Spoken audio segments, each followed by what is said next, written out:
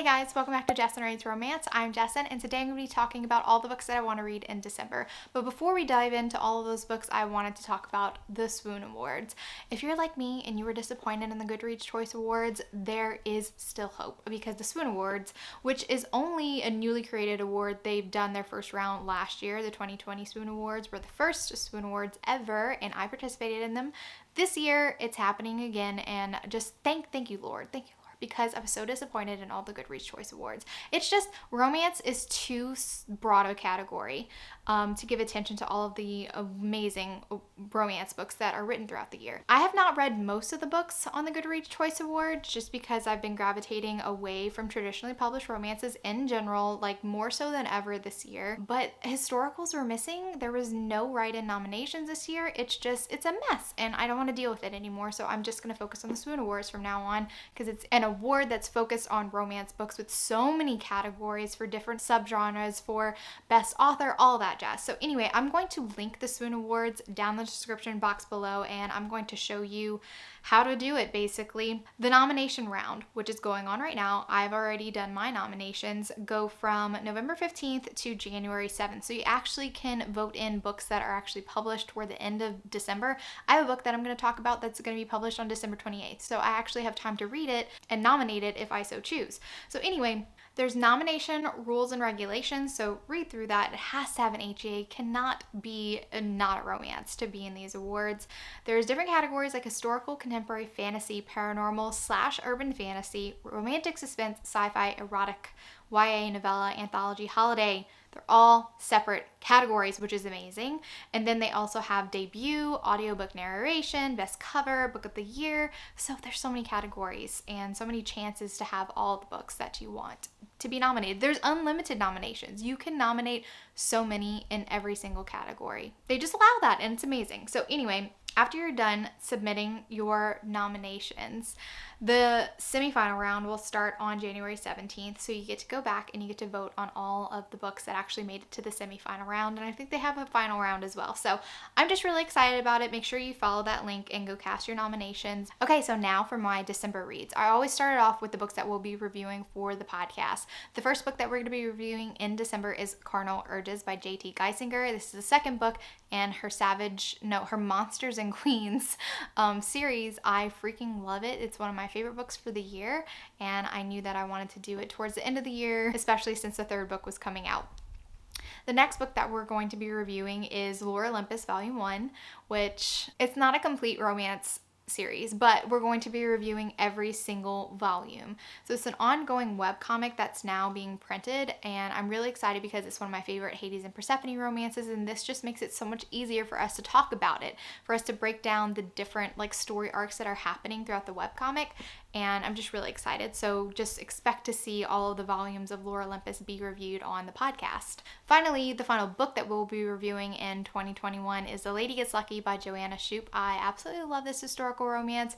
It's so freaking good. Such interesting characters, such a good slow burn romance. It just melted my heart. It was amazing. Then for the final 2 weeks of December, we'll be doing our end of the year podcast minisodes. The first one will be our favorite new authors that we discovered in 2021, as well as our favorite books. So we kind of split it up into different categories. We do our favorite books that were published in 2021, and then our favorite overall read. So it could be old school historicals that we were reading, or books that we didn't get to last year, anything. It kind of it's just a general ranking of what are the books that stood out to us this whole entire year. So that's our first minisode, and then the second minisode will be our top book boyfriends and girl crushes. So these are just characters that stood out to us. And we also have a yearly overall book boyfriends. This is our master list of book boyfriends and girl crushes. So we kind of compare who's moved. Do we still have the same top book boyfriend of all time? Are they still in the number one spot? We'll see. I don't know. I'm still fiddling with my list as of now.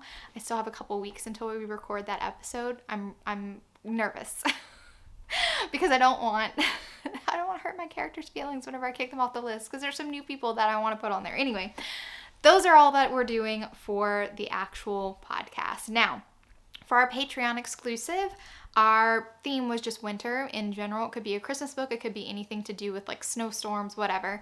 And the winner was Loving the Mountain Man by Adriana Anders. This is the third book in her Love at Last series. So it says that the heroine, she's having a rough night. Apparently, Krista Evans, she's been lied to, harassed, and then loses her job. And that's before the crash that sends her car careening off the bottom of a cliff. She'd be dead if not for the big bearded recluse who pulls her from the wreckage and carries her back to the cabin in the woods. The quintessential loner.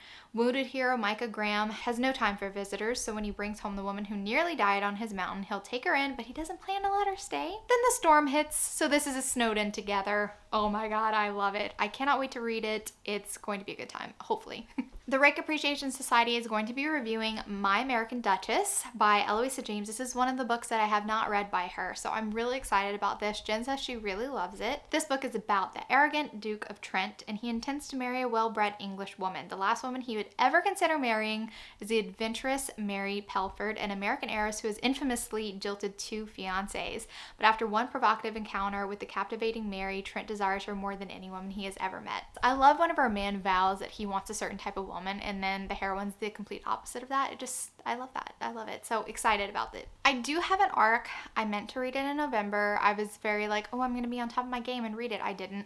So A Scoundrel of Her Own by Stacey Reed, which is the third book in her Sinful Wallflower series. I still have that one. It's not out until the end of December, but that's something that I plan on getting done as soon as my finals are done, because I don't want to wait last minute. It is going to be releasing on December 31st. And this is like a revenge plot. So the heroine is actually moonlighting as a songstress, and then her like manager, she doesn't know that he has like ulterior motives for her, and that's all I really know about it. I'm pretty excited to dive back in because I really did like the first 2 books in this series, The Sinful Wallflowers. Of course, the next new release that I'm dying for is There Is No Devil by Sophie Lark. This is going to be out on the 1st of December, so extremely soon. I'm so excited. It's the continuation of the Sinners duet about Cole and Mara. This is a romance about a serial killer. The interesting situation that he has with the heroine. I don't want to say anything more if you haven't read the first book in the series. It's something that you definitely have to read in order. It's a duet. It's a must, and I love it. I think that Sophie Lark is a genius, and I can't wait to see how she wraps up the story. The next book I'm excited for is Western Ways by Brittany C. Cherry. This is her 3rd book in her Compass series,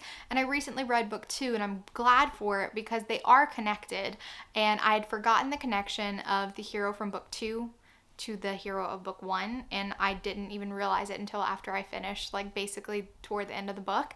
So now I'm pretty fresh after reading Eastern Lights, so I'm excited to dive into Western Waves because at the end of Eastern Lights this was very much teased, and I love Damien. So Damien Blackstone, they call him the grave digger because he digs up the darkest secrets of a person's past. But at the end of Eastern Lights, he has to go revisit something in his past, something that he really doesn't like, and the heroine says he moved like a villain in my favorite fairy tales. He wasn't the one who received the happily ever afters, he was the one who destroyed them.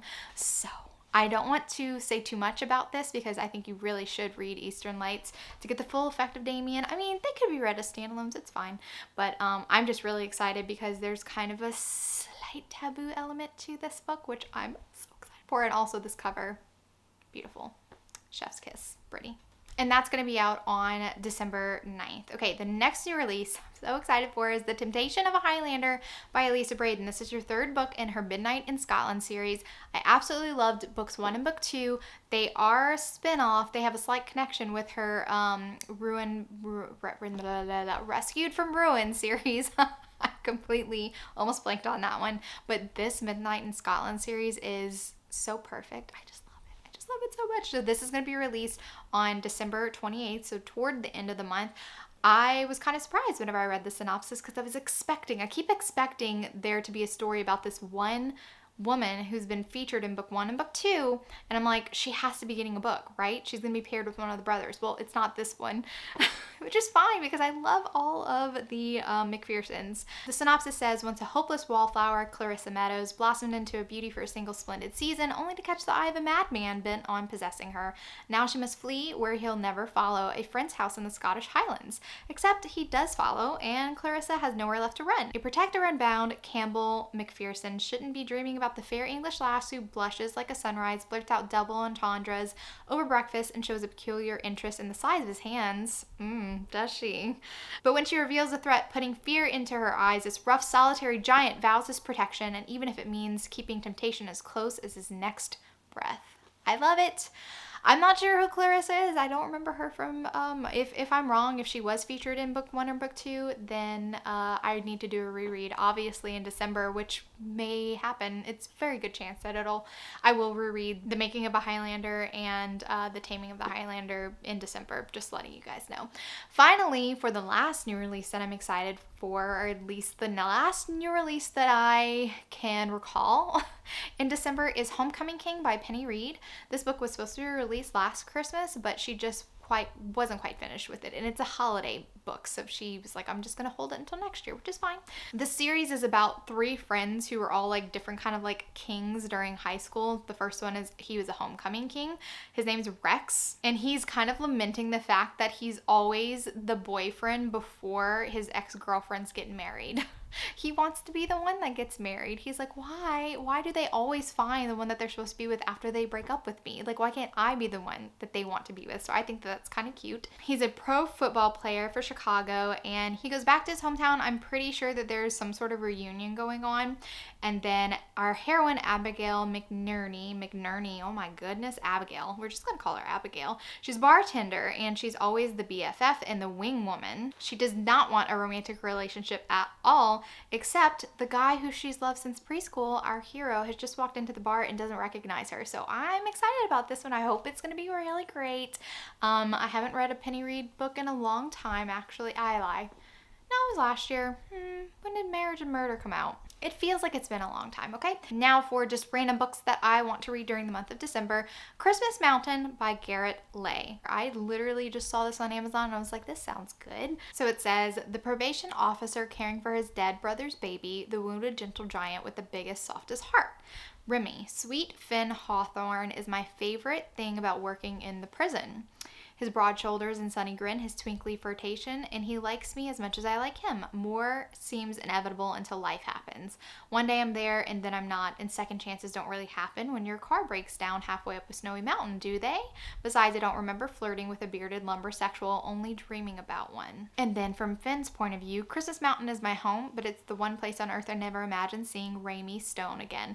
Now I'm snowed in with him, trapped with only a roaring fire for company, and its fantasy come true. The air is thick with more than snow, and 18 months we've been apart fades away. Says this is a Christmas romance, long lost friends to lovers, heartwarming, found family, and the spooniest second chance at love. Then I want to read Cold Queen by Kay Webster. This was one of the nominations for our Patreon exclusive, and I tend to put a lot of the other nominations that didn't actually make it on my next month's TBR. So this one is a dark fantasy romance by Kay Webster. It says, a cold, empty castle, a young queen is dying, weak, fragile, disgraced. But Queen Whitestone is not alone in her final days. She has her beloved sister, until a wicked king rides onto her land, arrogant, insufferable, demanding. King Bloodsun has come with an offer, peace and trade for his bride. He wants the princess. The fiery king won't take no for an answer. He vows to keep the cold queen captive until she gives in to his demands. A queen bows for no one, though.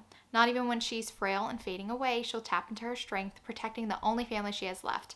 The king is about to learn why they call her the cruel one. So I'm very excited. I have not read this Kay Webster before. I kind of wanted to read it last year, but I totally forgot about it until it popped back up on the poll. So I'm glad that it did. Then I want to read Wild by Adrienne Wilder. This is a book that Jen read and she thought that I'd like. And it says August Valery had it all, a modeling career, a man he loved, and the extended family he'd acquired in business. Then the world he knew was torn away when the plane he was crashed on en route to a photo shoot. Lost in the Alaskan wilderness, August doesn't stand a chance. No sane man would choose to live in an Alaskan bush unless he had something to hide, and Keegan Brooks has secrets darker than night. More dangerous than wolves, more brutal than an Alaskan winter. Every day was a fight for his life until he stumbled upon a downed plane with a lone survivor. I love it. It sounds very cool.